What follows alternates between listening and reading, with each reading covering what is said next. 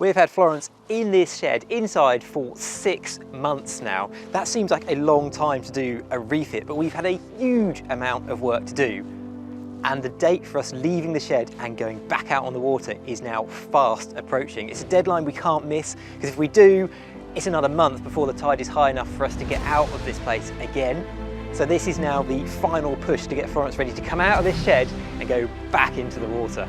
Feeling kind of mixed feelings about coming out of the shed. There were definitely times throughout this refit that I never thought we'd see this day. We are Amy and Matt, and this is our 37-foot sailboat, Florence.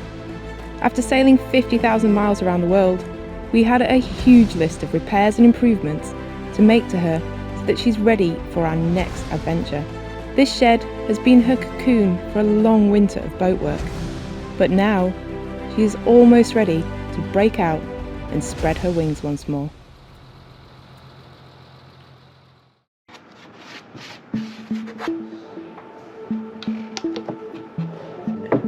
Frantic rush to fill all the last holes in the boat.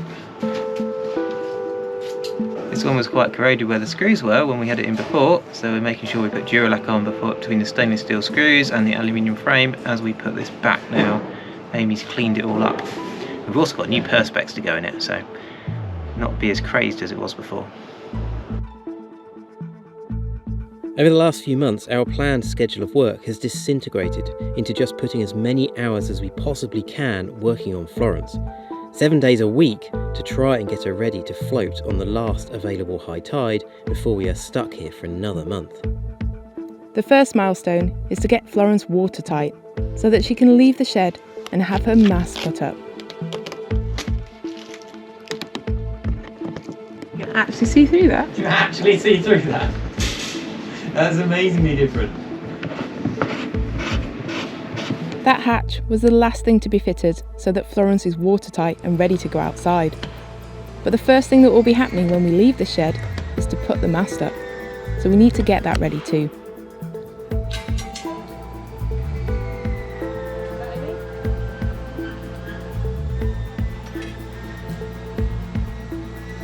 A lot of this work would have been possible with the mast up, but that would have meant working whilst dangling from a rope. However, this job of fixing the spreaders, which help hold up the mast, was essential to have done before we stepped the mast.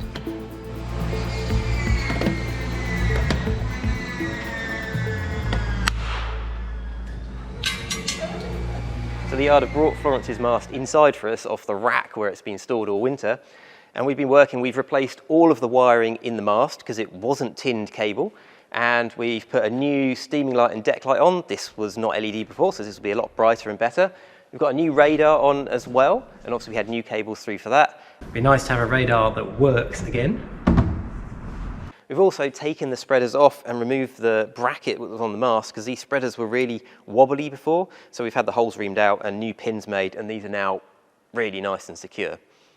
And we've replaced a couple of broken blocks on the mast, and we've got some work to do on the staysail halyard. We are changing our staysail halyard to a 2-to-1 to work with our new furling staysail, which we hope to show you very soon. We are also taking advantage of the shelter of the shed to replace the machine's bumper strip, so that she doesn't do any damage to Florence's shiny new topsides after we launch.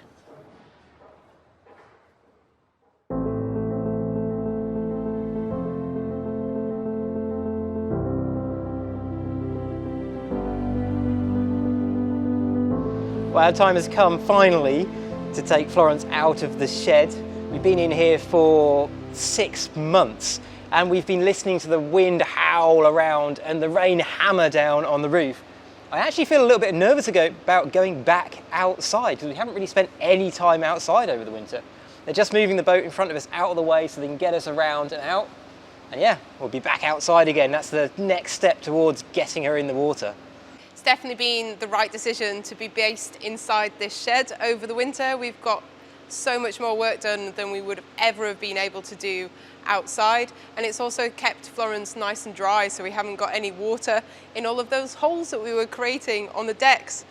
And we've still got a lot of work to do before we get on the water, but I'm feeling kind of mixed feelings about coming out of the shed. There were definitely times throughout this refit that I never thought we'd see this day. It seemed very, very far away when we were struggling to get parts for, well, the tow rail to arrive, and we ripped Florence to bits. But yeah, really, actually quite excited to be heading outside, especially because the sun's shining. Do you see a bit of sunshine?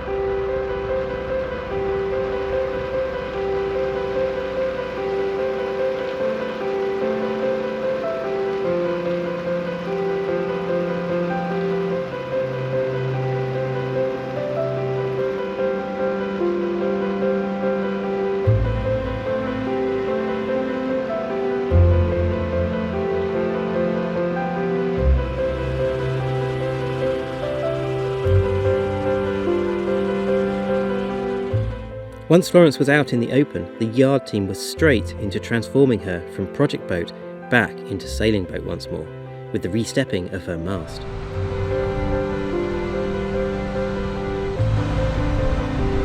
I'll guide it inside if you like when it comes down. It has been a long and tiring 6 months to get to this point. It may sound strange, but having her mast up once more has transformed how we both feel when we climb the ladder to step on board. Get £1 coin out of your pocket quick and put it on that foot. I haven't got £1 left, I had to pay it all to Richard. Are we there? We're there.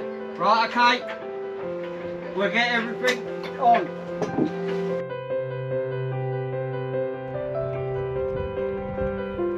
With the mast in, the last job was to fit the VHF aerial and wind instruments at the top. Much easier done by the yard staff with the crane than by us climbing the mast. There is still a long way to go to be ready to set sail on a new adventure, but it feels like we've made a huge leap closer to that goal.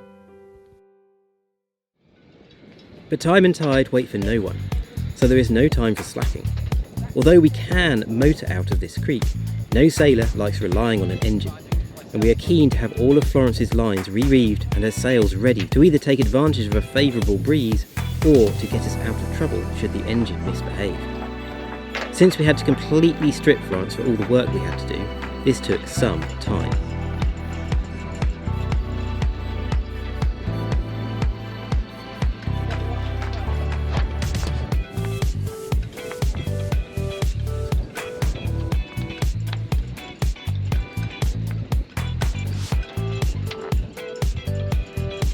Whilst putting the mainsail battens back in, we found some damage to 2 of them, so we cut down our spares to make new. That's another spares item that we'll need to restock before we leave for a new adventure.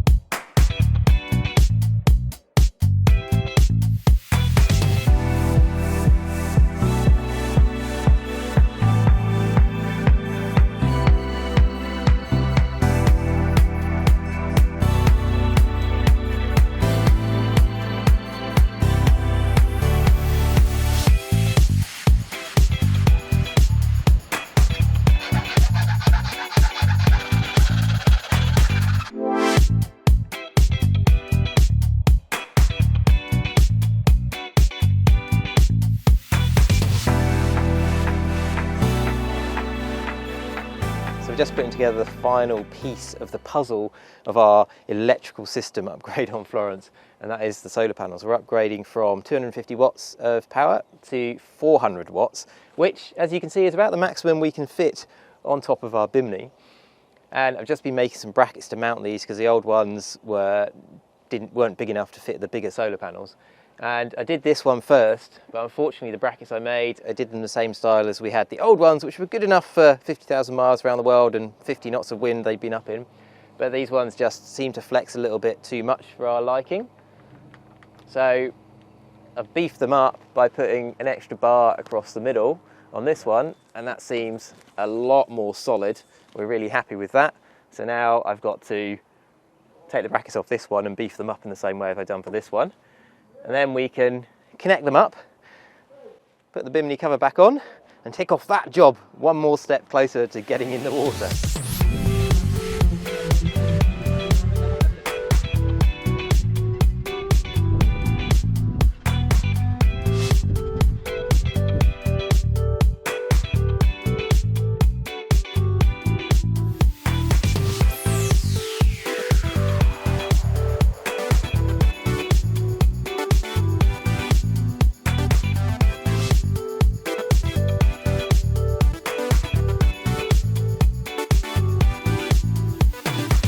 So these are our new solar panels.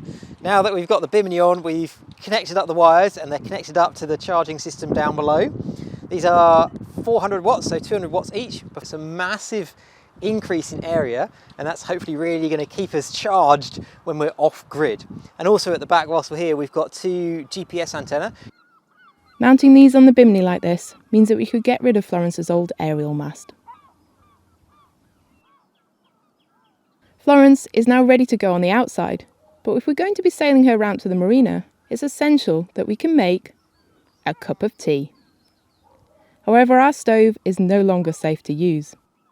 So we think this oven is the original from when Florence was built in 1985. It's done a lot of miles, it's cooked a lot of meals, but it is now getting a bit beyond it, as quite a few bits have gone rusty on it, and it's time for it to be replaced.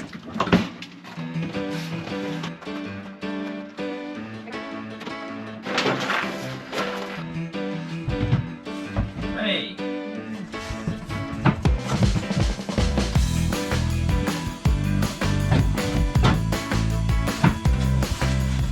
So this is our shiny new oven, absolutely zero rust on this. We've gone with the Neptune 4500, which is basically a much more modern version of the cooker that we had.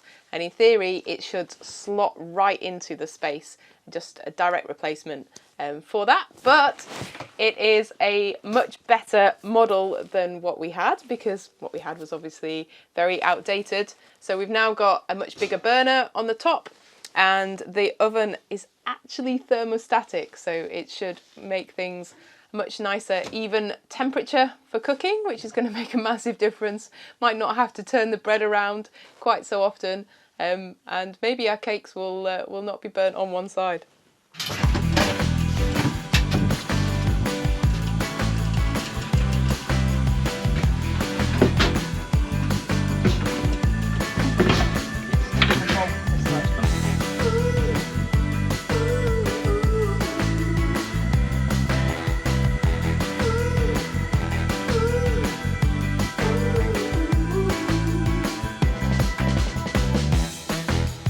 Now that we can make a cup of tea, it would be nice to have a comfortable seat to drink it on.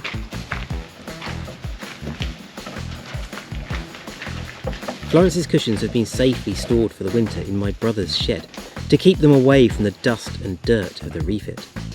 We've turned Florence back into a sailing boat. Now we are turning her back into our home.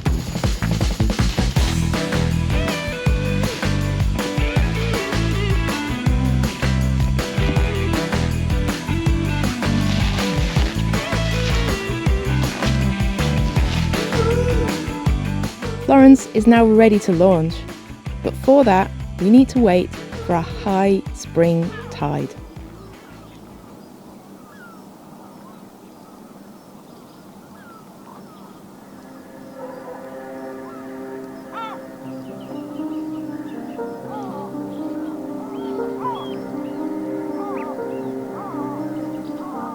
Today there will be a big enough tide that will fill this narrow muddy creek with enough water to float Florence away from the boatyard and down to the sea.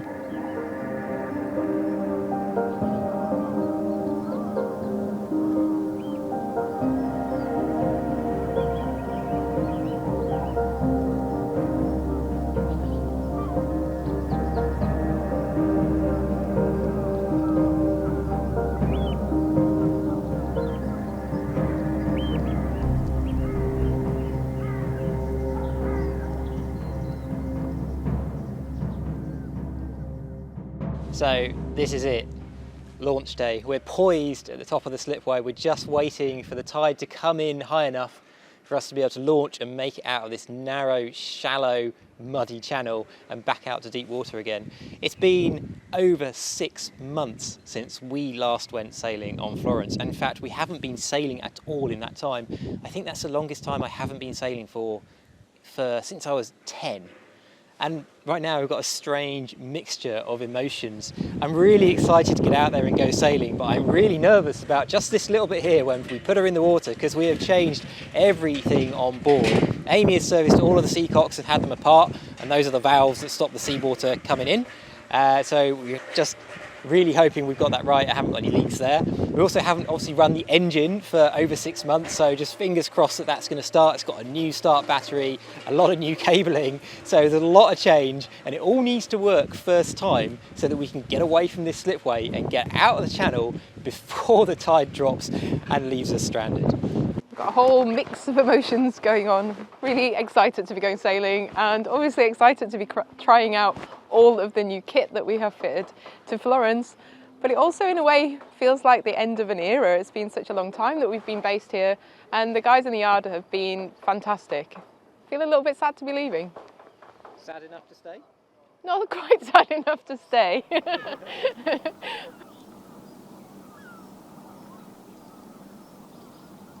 So the water's getting a lot closer, and we are this close to launching now. But I feel the need to point out that this is not the end of this boat project. We are not finished working on Florence. We've just done all of the essential things that we need to do before we go back into the water. Or at least we hope we have.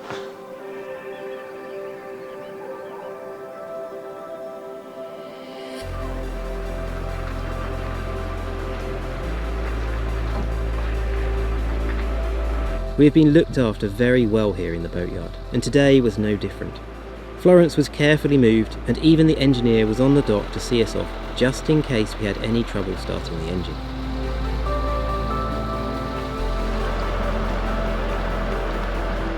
As it was, after a minor hiccup, Florence was ready to go and escape the narrow channel before the tide stranded us.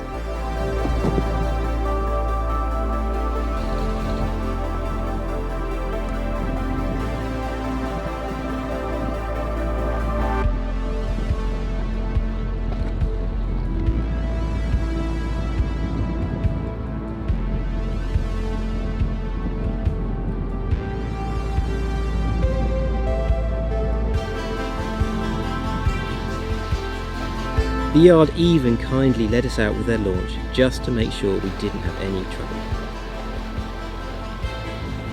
And then we were free.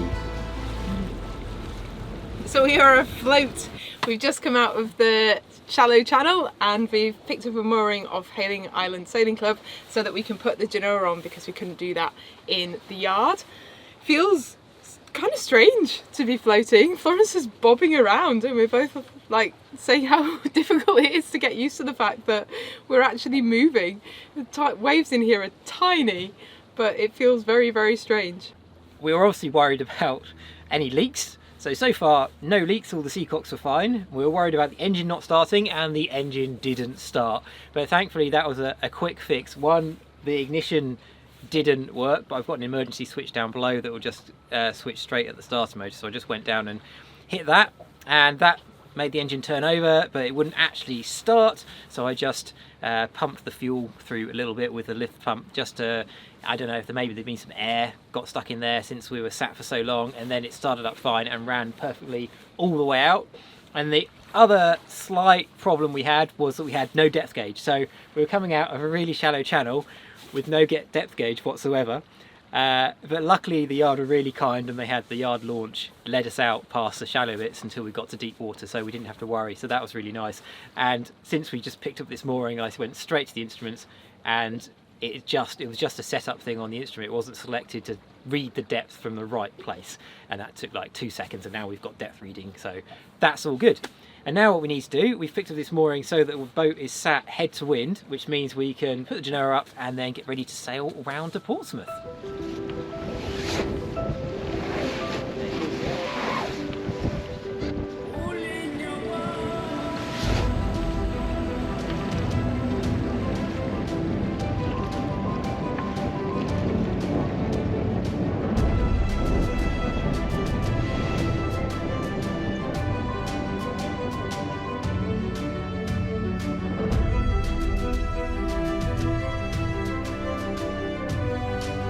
With the Genoa up and furled, we cast off the mooring, hoisted the mainsail, and headed down the channel out of Chichester Harbour and towards the Solent.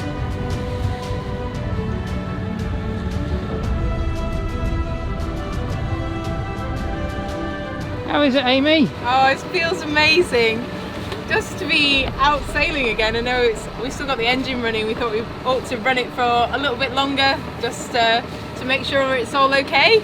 But once we get out of this channel and we are properly sailing, it's going to feel absolutely amazing.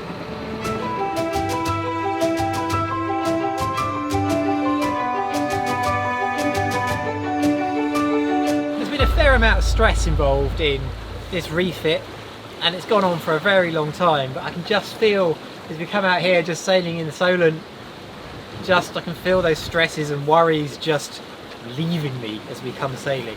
Sailing has always been my go-to thing for when I'm stressed, for stress relief, be it work or university or anything.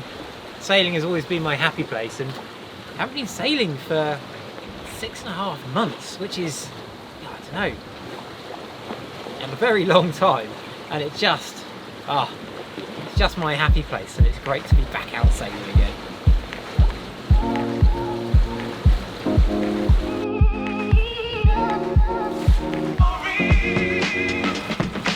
Much less play in the wheel, really nice.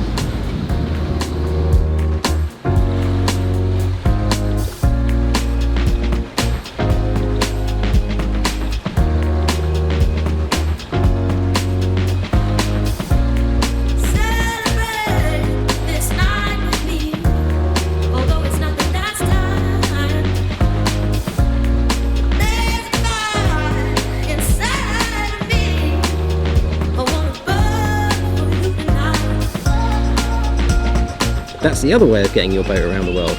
Ship it.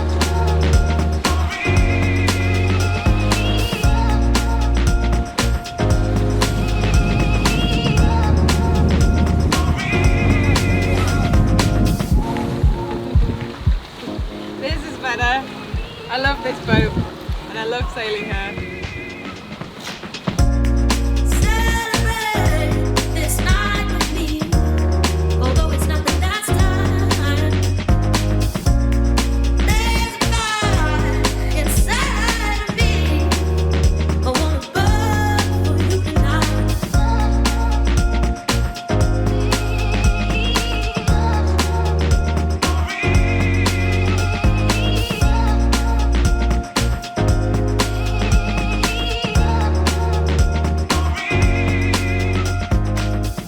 Just coming into Portsmouth Harbour, we needed high tide to get launched at Hayling, but we knew that then coming around here we'd have the tide rushing out through Portsmouth Harbour entrance, and we were going to sail around in the Solent for a bit longer until the tide eased off. There's plenty of wind, so we decided to give it a go. So we've been doing 7 knots through the water and 3 knots over the ground, so we're just creeping in here. Got the engine running because you have to have it running whilst you're coming through the entrance here. It's one of the little local laws, but we're not actually using it, it's just in neutral. So we're still actually sailing. Florence has got a really clean bottom, so she's doing really well. Sailing up the harbour, past Porchester Castle, we arrived at Premier Marina's Port Solent, which will be our home whilst we make the final preparations to Florence. This is the very place that we left from at the start of our round-the-world voyage, so returning here feels like the start of another great adventure. Next time, we will move back on board our home and show you all of the changes and improvements we have made over 7 gruelling months of refit. For extra updates in between these bi-weekly videos, and to find out what we're up to in real time, head over to Patreon and join the crew. Of course, don't forget to subscribe to make sure that you don't miss the next episode here on YouTube. Continuing our voyage on Florence would not be possible without the support of our patrons. Thank you to all of you, and especially to our star patrons.